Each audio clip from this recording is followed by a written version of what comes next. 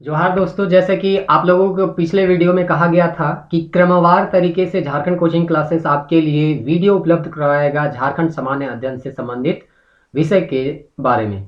तो आज से हम लोग शुरू करने जा रहे हैं झारखंड का इतिहास।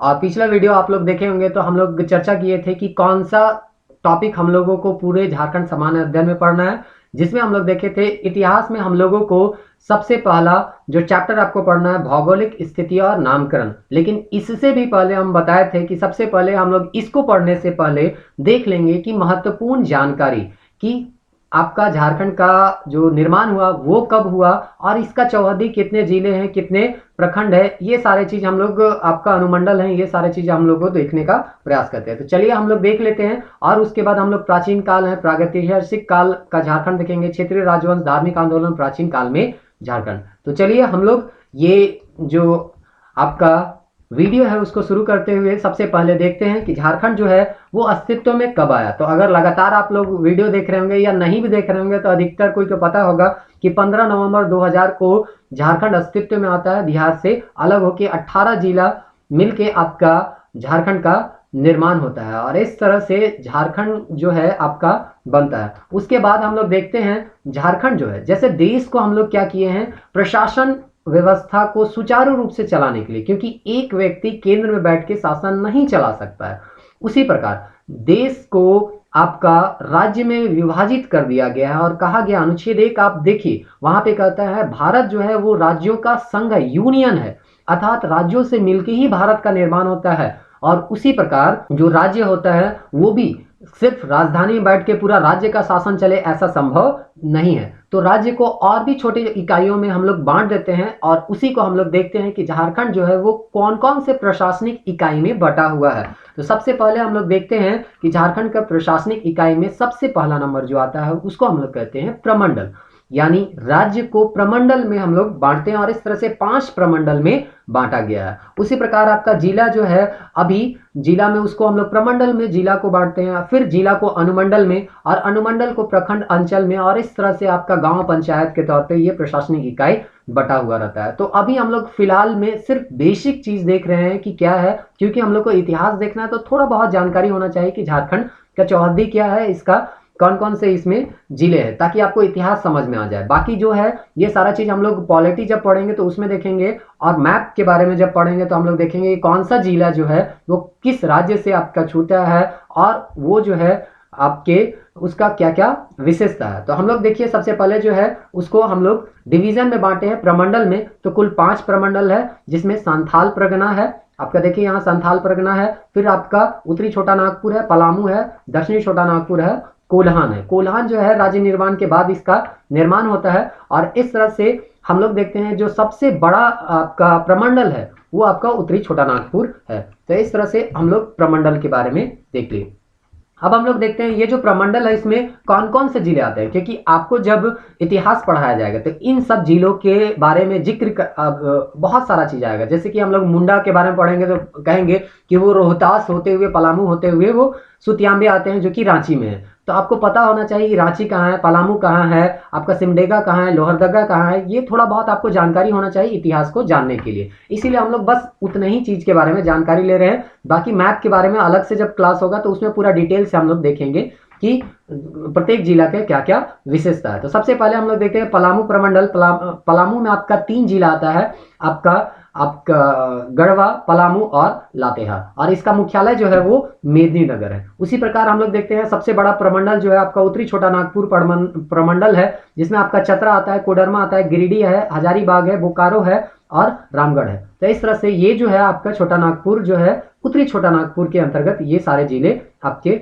आते हैं। उसी प्रकार अगर हम लोग देखें दक्षिणी छोटा नागपुर में, तो दक्षिणी छोटा नागपुर में आपका उसके नीचे आ जाइए तो आपको देखिए लोहरदगा मिलेगा, गुमला मिलेगा, सिमडेगा, खूंटी और रांची। तो इस तरह से अगर देखिए तो आपका ये दक्षिणी छोटा नागपुर है। उसके बाद अगर हम लोग देखते हैं कोल्हान प्रमंडल, तो कोल्हान प्रमंडल में पलामू के जैसे ही मात्र इसमें भी 3 जिला है, आपका पश्चिमी सिंहभूम, पूर्वी सिंहभूम और सरायकेला खरसावां, और जो बाकी बच गया वो आपका हो जाता है संथाल परगना, जिसका जो मुख्यालय है वो दुमका में है। देवघर, जामताड़ा, दुमका, गोड्डा और पाकुड़ साहेबगंज ये जिले इसके अंतर्गत आते हैं। तो इस तरह से बेसिक चीज आपको यहाँ पे पता होना चाहिए। अब हम लोग देखते हैं राज्य के बारे में कि प्रतीक चिन्ह, थोड़ा बहुत इसके बारे में देख लेते हैं, फिर हम लोग इतिहास नेक्स्ट वीडियो में हम लोग शुरू करेंगे। तो इस तरह से राज्य के प्रतीक चिन्ह में आपको पता होगा, अगर थोड़ा बहुत आइडिया होगा, तो राज्य का जो प्रतीक चिन्ह होता है वो आपका हाथी है। और इस तरह से हाथी है आपका प्रतीक चिन्ह के साथ साथ राजकीय पक्षी के रूप में हम लोग कोयल को जानते हैं। उसके बाद आपका राजकीय वृक्ष है, तो राजकीय वृक्ष जो है वो सखुआ पेड़ को या साल वृक्ष के तौर पे इसको हम लोग जानते हैं। राजकीय पुष्प जो है वो पलाश का है। तो ये सारा चीज आपको थोड़ा बहुत आइडिया होना चाहिए। उसके बाद झारखंड राज्य सरकार का जो राजकीय चिन्ह है वो अब उसमें बदलाव हुआ। अगर थोड़ा बहुत आपको आइडिया होगा तो पहले जो था जे अक्षर से बना हुआ चौकोर राज्य चिन्ह होता था, जिसको अब बदल के इसका आकार जो है वृत्त आकार का कर दिया गया। और पिछले साल 14 नवंबर को इसको झारखंड राज्य को के लोगों को समर्पित किया गया है। यहाँ पे आप न्यूज़पेपर में थोड़ा बहुत आपको देखने को मिल रहा होगा कि झारखंड की अस्मिता का प्रतीक है झारखंड सरकार का नया प्रतीक, क्योंकि यह प्रतीक जो है हमारी संस्कृति को रेखांकित करता है, यह हमारी अस्मिता का, धोता का और हमारी चेतना का प्रतीक है। राज्य के प्राकृतिक परिवेश एवं यहाँ के लोगों के जीवन दर्शन को अपने में समेटे हुए हमारी पहचान की समग्रता से प्रकट करता है, ऐसा हेमंत सोरेन जो कि हमारे मुख्यमंत्री हैं उनका कहना है। तो इस प्रकार से हम लोग, चूंकि ये करंट में अभी आया है, तो जो भी अभी एग्जाम होंगे तो इससे रिलेटेड प्रश्न पूछे जा सकते हैं, इसीलिए थोड़े बहुत हम लोग इसका विशेषता को देखने का प्रयास करते हैं। तो चलिए हम लोग देखते हैं कि हमारा जो नया लोगो मिला है उसका क्या क्या विशेषता है। तो आप लोग देख पा रहे होंगे कि हमारा जो लोगो है वो चौकोर न रख के वृत्त आकार का रखा गया, और ये जो है अशोक चक्र से प्रेरित है, जो कि विकास का प्रतीक है। ये लगातार घूमता हुआ पहिया है, जो कि बताता है कि देश के साथ साथ झारखंड भी लगातार विकास कर रहा है और विकास के मार्ग पर अग्रसर है। तो इस प्रकार से अशोक चक्र से प्रेरित होकर हमारा जो लोगो का आकार रखा गया है वो वृत्त आकार का रखा गया है।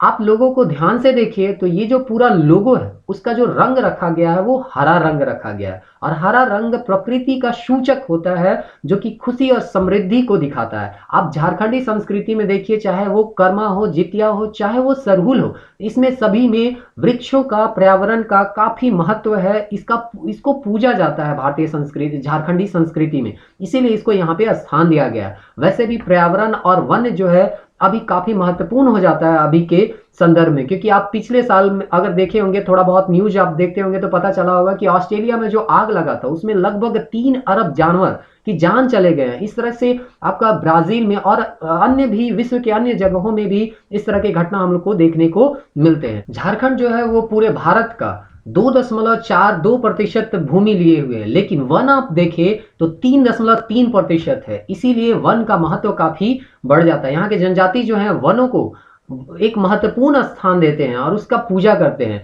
और इसीलिए इसको यहाँ पे जगह दिया गया है। पूरे झारखंड में अगर देखा जाए तो 29.62% आपका वन से आच्छादित है, और पूरे भारत के संदर्भ में अगर देखें तो 10वां रैंक आता है वनों के संदर्भ में। तो इस क्रम में हम देखते हैं कि वन काफी महत्वपूर्ण है। पीछे आप देख रहे होंगे कि मुख्यमंत्री जी हम लोगों को बता रहे हैं कि कैसे पलाश का फूल जो है वो क्रांति का प्रतीक है, और ये जो है लाल रंग लिए हुए है, और लाल रंग जो होता है वो क्रांति का प्रतीक होता है। क्रांति जो होता है यहाँ के लोगों में बसा हुआ है, और यहाँ के लोगों को अगर आप शांत स्वभाव के अगर देखिएगा, लेकिन अगर इसे छेड़ा जाए, अगर इनके संस्कृति में अगर किसी तरह का फेरबदल करने का प्रयास किया जाए, तो ये जो है क्रांति करने से कभी चूकते नहीं, अपने अधिकारों को लेने से ये कभी चूकते नहीं है। तो ये जो पलाश का फूल है वो क्रांति का सूचक है। हमारा जो पूरा इतिहास रहा है वो क्रांतिकारी लोगों से भरा हुआ है, चाहे वो बिरसा मुंडा हो, सिद्धू कानू हो, चाहे वो पोटो हो, चाहे वो और भी बहुत सारे ऐसे लोग हैं,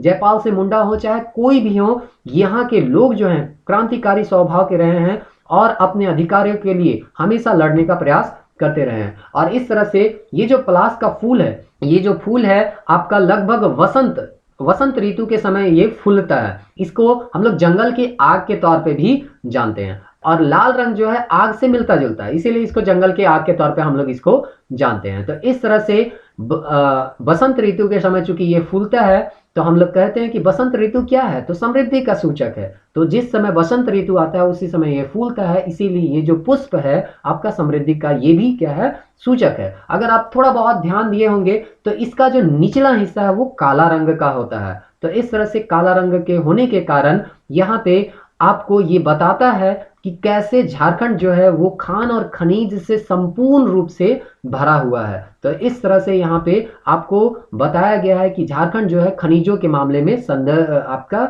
बहुत ही समृद्धशाली है। आपका यहाँ पे बहुत सारे जंगल है और उसी क्रम में हाथी को यहाँ विशेष ध्यान दिया गया है। और हाथी जो है झारखंड राज्य का प्रतीक राजकीय पशु के तौर पे भी इसको हम लोग जानते हैं और इसीलिए इसको लोगों में भी स्थान दिया गया। 1992 में प्रोजेक्ट एलिफेंट चलाया गया हाथियों के संरक्षण के लिए और उसी क्रम में आप झारखंड के सिंहभूम में जाइए तो आपका एलिफेंट के लिए एक रिजर्व बनाया गया है, एलिफेंट रिजर्व, जो कि 32 रिजर्व में एक है। तो इस तरह से हाथी जो होता है वो ताकत का सूचक होता है। ये काफी शांत स्वभाव के होते हैं जब तक कि इसे किसी तरह से कोई छेड़ा ना जाए। तो इसी तरह झारखंड के लोग भी शांत स्वभाव के होते हैं, जब तक आप उन्हें नहीं छेड़िएगा तब तक वो कुछ नहीं करेंगे। नृत्य, संगीत और सभी अपने मेल मिलाप में ये आपस में मिलजुल के रहने का इनका सभ्यता रहा है, संस्कृति रहा है। तो लेकिन अगर इनके अधिकारों को छीना जाएगा तो ये जो है विद्रोह करने का भी आपका ताकत रखते हैं। तो इस तरह से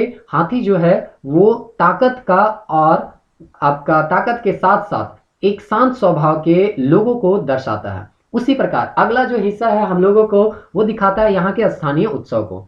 यहाँ के स्थानीय उत्सव को काफी ज्यादा महत्व दिया गया है। इसका कारण है कि प्रारंभ से ही जब जनजाति यहाँ पे आए तो यहाँ घना जंगल था और घना जंगल होने के कारण लोग शाम में आपस में मिलते थे और आग जला के नृत्य संगीत करते थे ताकि आग से जो जानवर है वो दूर भाग जाए। और साथ ही साथ बहुत ढोल नगाड़े बजाते थे बहुत तेज तेज से, जिससे जो जानवर होते थे वो नजदीक नहीं आते थे, क्योंकि लगता था कि हमसे भी तेज आवाज करने वाला कोई सामने में है, तो वो डर जाते थे और वो वहां पे आते नहीं थे। तो इस तरह से एक यहाँ पे चलन चलने लगा कि लोग जो है वो आपस में मिले, अपने विचारों को एक दूसरे के सामने रखे और इस क्रम में हम लोग देखते हैं ये जो संस्कृति का एक हिस्सा बन जाता है। और इसी तरह से नृत्य संगीत जो है भारतीय संस्कृति का या झारखंडी संस्कृति का एक हिस्सा है। यहाँ पे अगर आप थोड़ा बहुत देखें तो कहा जाता है कि यहाँ जो बोली है वही संगीत है और यहाँ जो चलना है वही नृत्य है।